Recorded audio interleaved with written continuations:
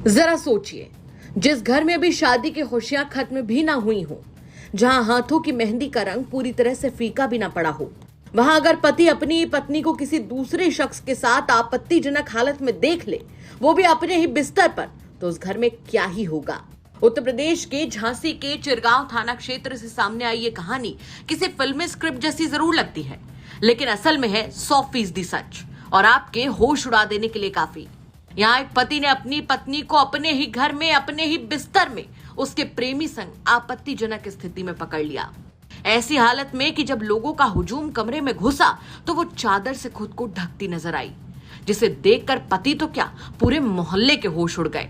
पीड़ित पति का कहना है कि उसकी शादी 24 जून को मध्य प्रदेश के भांडेर की रहने वाली लड़की से हिंदू रीति रिवाज से हुई थी, लेकिन शादी के कुछ ही हफ्तों बाद उसे अपनी पत्नी के व्यवहार पर शक होने लगा।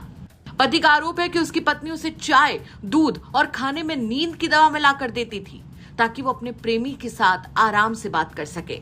पति का दावा है कि जब उसकी तबीयत बार बार बिगड़ने लगी तब उसे एहसास हुआ कि उसके साथ कुछ गलत हुआ है।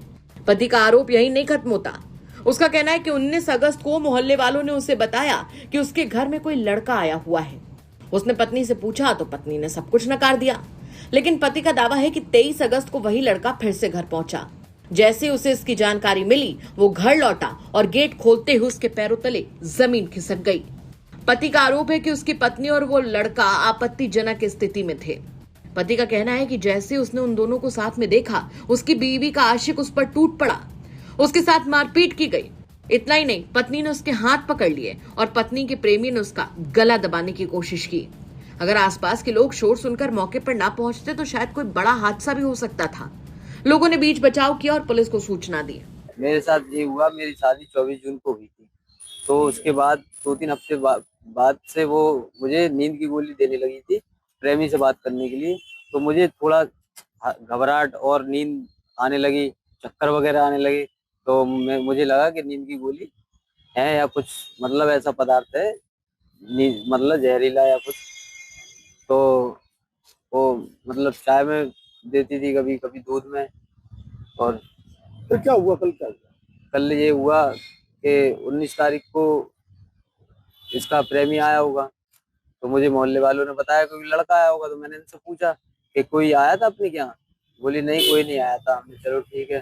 फिर उसके बाद 23 अगस्त को लड़का आया, तो हमें मोहल्ले से फोन गया कि भैया तुम्हारे यहाँ काफी टाइम तक पहले तुम्हारे दरवाजे पे लड़का घूमता रहा, फिर वो तुम्हारे घर में घुस गया।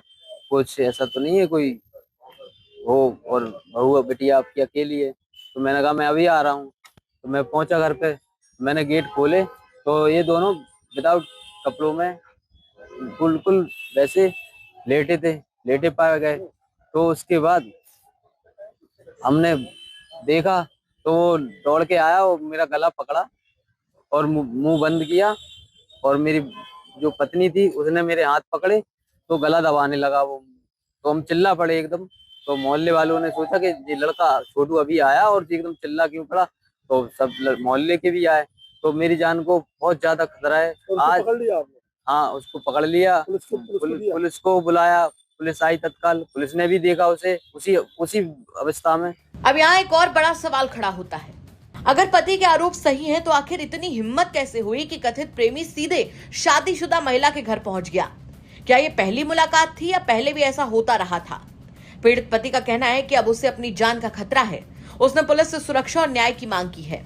वहीं इस हाई वोल्टेज कांड के बाद पुलिस भी हरकत में आई। मामले पर जब मोट के पुलिस क्षेत्राधिकारी से बात की गई तो उन्होंने बताया कि सूचना मिलने पर पुलिस मौके पर पहुंची थी। पीड़ित का प्रार्थना पत्र मिला है। पूरे मामले की जांच की जा रही है और जांच में जो भी तथ्य सामने आएंगे उसी आधार पर आगे की कानूनी कार्रवाई की जाएगी। इस मामले के सामने आने के बाद सवाल तो बहुत हैं, लेकिन इसके जवाब फिलहाल पुलिस की जांच में छिपे हैं। लेकिन इतना जरूर है कि 1.5 महीने पहले शुरू हुई एक नई जिंदगी अब पुलिस, आरोपों और अदालत की चौखट तक पहुंच गई है। अब सबकी नजर इसी बात पर रहेगी कि जांच में कौन झूठ बोल रहा है और कौन सच, और आखिर इस रिश्ते की कहानी क्या है। क्या कहेंगे आप इस वायरल वीडियो पर? कमेंट करके जरूर बताएं। झांसी से प्रमोद गौतम की रिपोर्ट, यूपी तक।